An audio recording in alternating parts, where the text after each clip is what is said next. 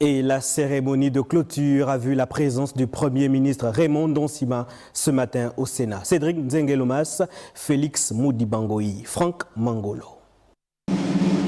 Clap de fin pour ces 10 jours de session extraordinaire qui se seront eux aussi inscrits dans les annales de l'histoire de la transition au Gabon.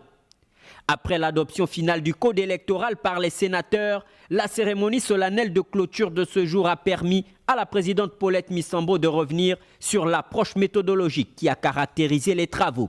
Notre méthodologie de travail s'est articulée autour de 2 axes complémentaires, à savoir un examen interne du texte, puis une audition des acteurs ressources appartenant essentiellement à la société civile.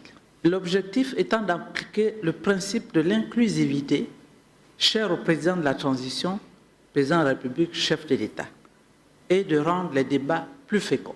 Au cœur donc des 10 travaux, la gouvernance électorale rappelée au Premier ministre et son gouvernement. Les dernières décennies ont été marquées dans notre pays par des élections émaillées de graves contestations, ponctuées de violences et d'impasses au plan politique, qui ont failli précipiter notre pays dans le chaos et détruire notre vivre ensemble.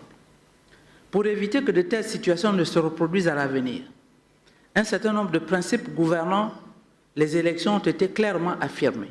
L'accès équitable aux médias publics, la consécration du fichier biométrique, la moralisation de la vie publique à travers le plafonnement des dépenses de campagne sont autant d'éléments consolidés à travers le nouveau cadre législatif destiné aux élections.